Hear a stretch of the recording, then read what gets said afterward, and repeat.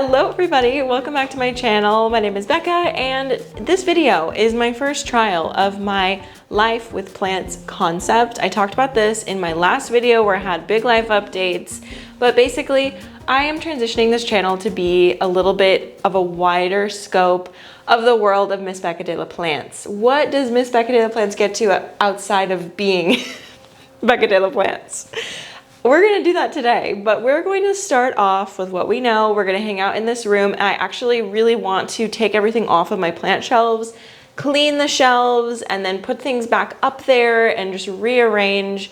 It needs a little bit of help. And honestly, I do really like the way that it looks right now, but I know that I need to clean it. And I think just naturally taking everything down and putting it back up will put things in a different place and I'll be able to see a different perspective. I don't know. We're gonna start off with that, but we've got a full weekend ahead of us, so let's get started.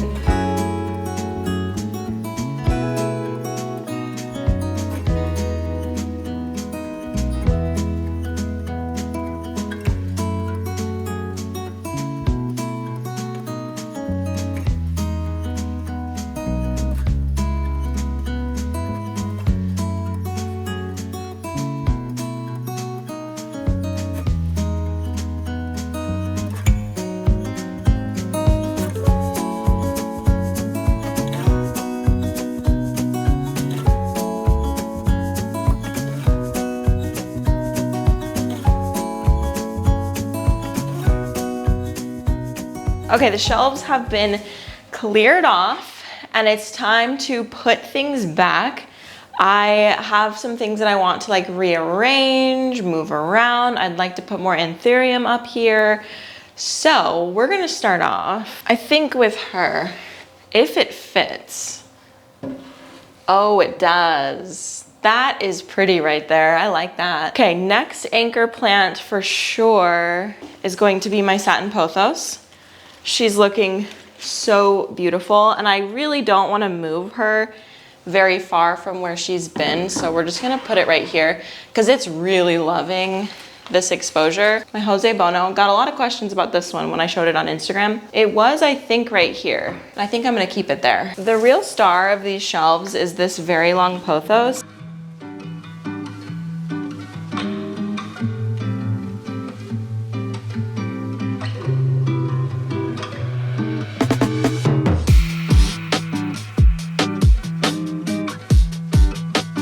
I recently got these when I was at an antique thing, like, I don't know what it was, like a market. And they're so cute and unique and I love them so much. I knew that I immediately wanted to put them on my shelves.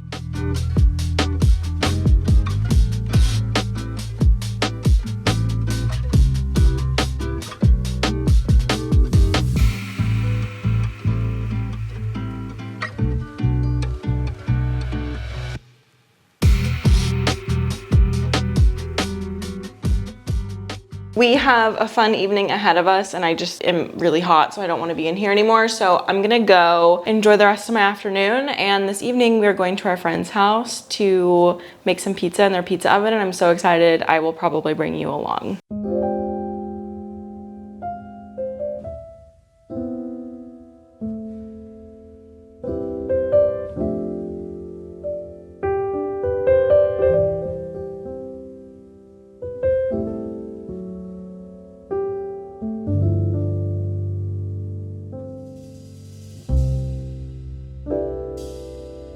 Okay, we're having a rare afternoon alone. I am never alone these days, but we are here and I thought it would be a really great opportunity to talk about today's sponsor, which is Squarespace. Squarespace is the all-in-one platform to share online about your brand, your business, your services, everything that you do. It's a great place to centralize your brand. I personally use it to just have a landing page for like everything that I do, all of my different projects. And now that I'm doing a little bit of a rebrand on my channels, it's a really cool opportunity for me to change things up. So I'm super excited for that. But if you are someone who is wanting to get your new business started or just have an easier web space that you can edit yourself, I would highly suggest Squarespace. I actually get so excited to update my website because I know that I can do it myself and that it is so easy. I have some assets from my vlog channel, which I really want to use on my main channel and therefore have it reflect onto my website. So it's a completely different color palette, maybe some different fonts and stuff like that. And I might even pick out a new template for my website because Squarespace has a bunch of different templates to choose from, and they're pre-built for you and you can go in and edit them with your own colors and fonts to, you know, obviously customize it to yourself. Every Squarespace website is optimized to be indexed with meta descriptions, auto-generated sitemap, and more, basically making it so that when someone searches for you, they can actually find you. There's also a bunch of different ways to get paid. So Squarespace has invoicing services, and if you want to like sell content, like make exclusive content just for people to buy, you can do that also on Squarespace. And I've been thinking about adding on like a blog section of my website so that I can do more writing. It's something I'm considering with the new design. So stay tuned because I will be showing some sneak peeks of the new website as it's happening. It might take me a little bit to actually get it done because I work on this stuff in my off time, but I will definitely keep you updated and in the loop on how that all goes. So if you have a new website project you're working on, or you just want to move your website over from a different provider, which by the way is really easy, I've done that too, you can head over to squarespace.com/BeccaDeLaPlants and use my code BeccaDeLaPlants and you'll get 10% off your first purchase of a website or a domain. Good evening all. My daughter just went to sleep and it's mommy time. I am going to actually make some pants for her, or at least start the process. I have a few sewing projects that I've had on the docket and I wanted to show you 2 of them. Okay, so I'm teaching myself foundation paper piecing, and because I'm silly, I chose difficult patterns to follow. But look at how adorable these are.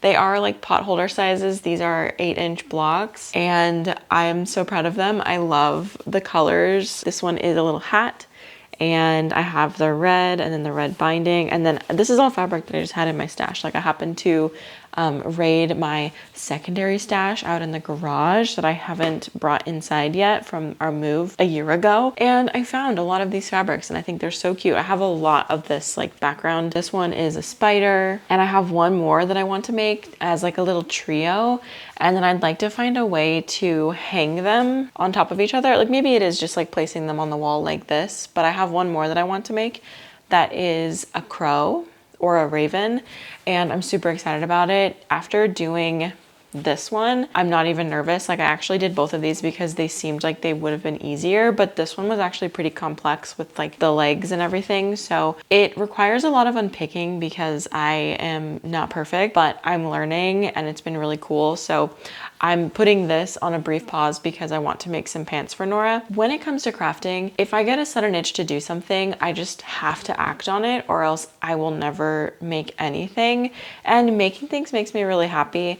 So I'm going to pounce on the desire that I have to make some pants for Nora. I picked out some fabric from my stash. I'm not going to use these for the pants, but I also bought an overalls pattern that I might tackle like tomorrow or the next day. I don't know. Maybe I won't. But I thought these would be really cute. Before I get into all of that, Brie, Apothecary Gardens, we talk about her a lot on our podcast. She actually sent me, well, I purchased one of her latest drops. She just did like a Halloween like spooky launch with some pumpkins and mushrooms and everything else. So her packaging is always like next level, and I wanted to do this unboxing experience together. So first of all, we have a really beautiful card. I just love her logo. It's so pretty. I just love it so much. That is so incredible. Sticker, and oh, she did say that they were doing this. There's like a little miniature potion. So first we have a sticker, which I will be putting this on my water bottle or my laptop or somewhere. And then we have a miniature potion bottle. That is so cute. I want to put this on my plant shelf and have it be an Easter egg. Like, can you find it? And then here's the actual thing that I bought. I did not realize that I was gonna get this so soon, so I'm absolutely delighted. I was actually really surprised when I got it, and I wanted to film the unboxing, so I've just been waiting, and it has been killing me that I have not been able to open this yet. Oh my gosh. I didn't notice that it had a little tear. Okay, first of all, This is it, wide view. My mushroom that has a cute, I don't even know the anatomy of a mushroom, so please humor me here, but I love that it has this little ripple part. This is like one of my favorite kinds of mushrooms too, like visually, it's so pretty. Spooky alert, this one's really special because it has an eye. Oh my gosh, and look, you can see there's like a teardrop coming out of it. I love that it looks like it's like when it's sitting here, it looks like it's looking up at you, like in earnest. Just in all of the photos I saw of it, I was like, I need that very badly. I'm going to put this on my shelf and I'm so excited to have this. Anyway, I need to get a snack. So I'm gonna have a little snack and then we're gonna make some kids pants. I have to actually print out and assemble the pattern. So we are in for a treat with that. Okay, I've picked out 3 fabrics that will probably be good. Sorry, the harsh lighting. This room has the most yellow lighting in the world. I am actively working on a solution for that, but I have a filming light over here. So that's what's going on with that. Okay, but first I have a green gauze, which I think will be so comfortable. I have this flannel houndstooth, like pink houndstooth. These are gonna be great for winter. I think she's gonna absolutely love this. She loves pink. And then I have this like light purple lavendery color, which are more like of a cotton linen blend. So we've got something for everyone here. Okay, picking up from last night, I did make the pants, but they are not gonna work because they are like too small long term. They currently fit, but the perfectionist in me is not happy with how they turned out, and she already wore them, so they've been toddlered. I don't know what else to say. But they are too small. So when I was looking at the measurements, it looked like she was gonna wear like a size 5. And mind you, sewing pattern sizes and stuff is very different from like straight sizing, like what we would buy in a store. Sometimes it aligns kind of, but not usually. Like you can't rely on that. So anyway, based on her measurements, she was gonna be like this like size 5 size. And I was like, that does not seem right, because I like held up the pattern to her body and the pants were like this much longer than her actual body.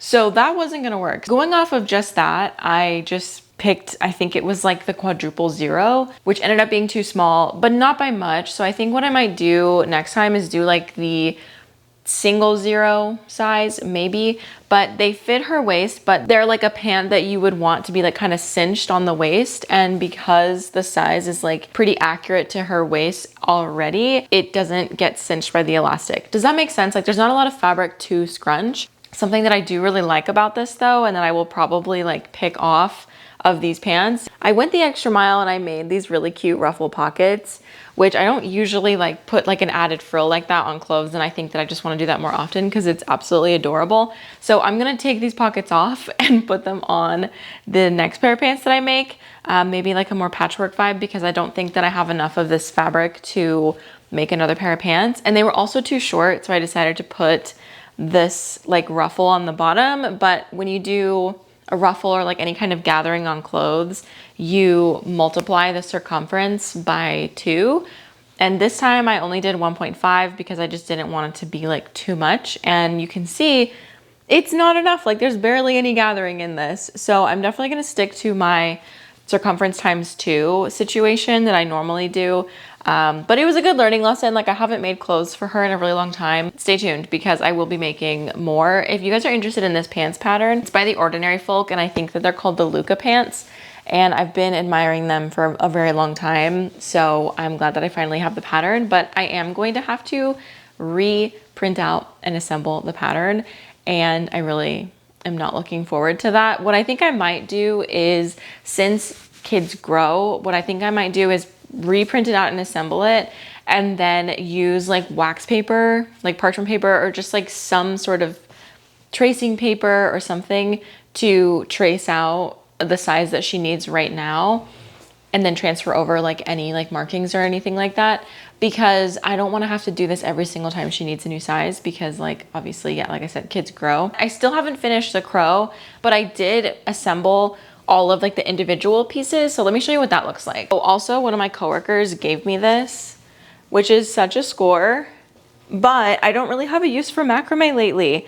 However, I'm gonna keep it because if I do a plant installation where this would make sense, I absolutely want to give it to someone, or if at any point this makes sense for myself, I would love to use it because it's super pretty. Okay, this is like the biggest one, so probably the easiest to show you. So your foundation paper piecing, you print it out just on a piece of paper like this, and then you're stitching with your machine over the paper, and then you like fold the fabric in specific ways so that you can then make pieces that look like this. So this is the crow's body, or the raven's body. I guess I should call it a raven. This is the raven's body. And then there's another piece that was very complicated and I didn't even do it right, but with this, like it's not something that it's gonna be worn or like a blanket, so it's okay, but you can see there's like a, next to my nail, there's a raw edge that I didn't cover.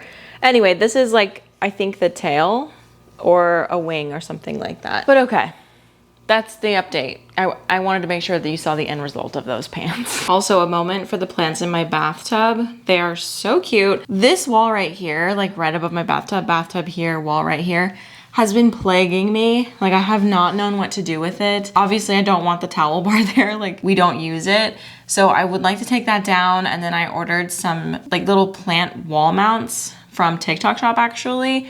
And I'm really excited to see how those are gonna go. They're gonna arrive in a few days, so it'll be the next vlog where I put those in. But I've been needing a place to put my upright plants because I have plenty of spots for hanging plants, but just not a lot of space for upright plants. It's like it's been a problem that I've had for a really long time. Even in my old house, I had that problem. So I'm trying to find a solution for that, and hopefully this will do the trick.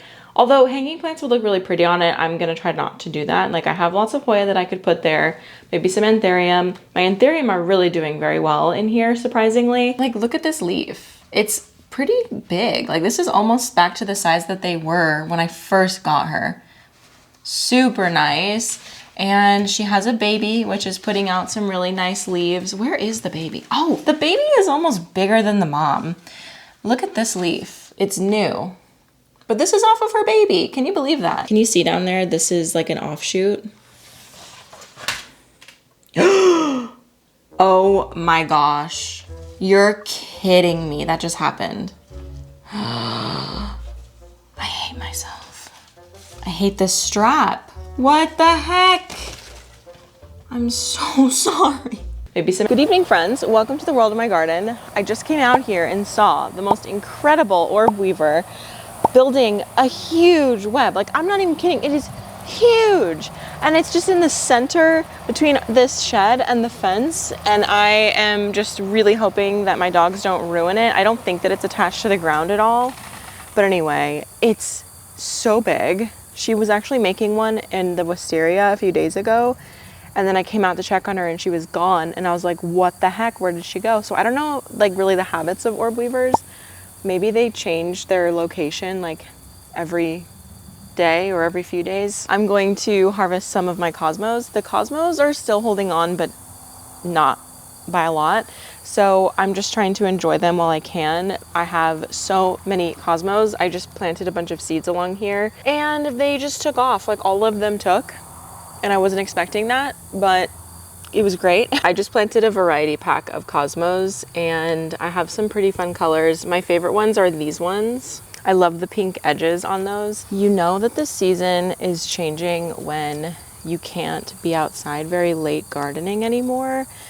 I spent many a nights out here gardening like until 9 p.m. because in the Midwest and probably other places too, it doesn't get dark here for a really long time during the day. Like we have very long daylight hours, which is so great if you garden because then it just gives you so much more time. And it was really nice for me because obviously I work out of the house, so I'm not able to like do gardening stuff during the day. So it allowed me to have gardening time. But also, one of the best things about living somewhere with seasons is you kind of live with the natural rhythms of nature so much more because like when it gets dark really early, I end up just staying in and like doing something cozy inside. But when it's light for so many hours after my kid goes to sleep, I just want to be outside working and like doing things. So it just kind of forces you to like in wintertime or fall time to chill and like not be constantly doing something every hour that you possibly could, which I definitely did. Oh my goodness. This fell off and broke. I was wondering why this plant looked so different. Okay, it must have gotten too heavy. I wonder what part that fell off of. But look, this whole section is now broken, and there's a ton of tomatoes that I need to harvest, and I literally just harvested these not too long ago. This year was absolutely the year of the tomato. Like, I had so many. I was overwhelmed with tomatoes, but like in the best way, because I was able to make sauces and things like that. I have never had enough to make sauces. I usually just had enough to, like, you know, make dinner or put them in my sandwiches throughout the week. Like, I've probably harvested 10 to 12 pounds of tomatoes, probably way more than that this year alone, because both of my tomato plants just did so good. I did have another tomato plant that was huge.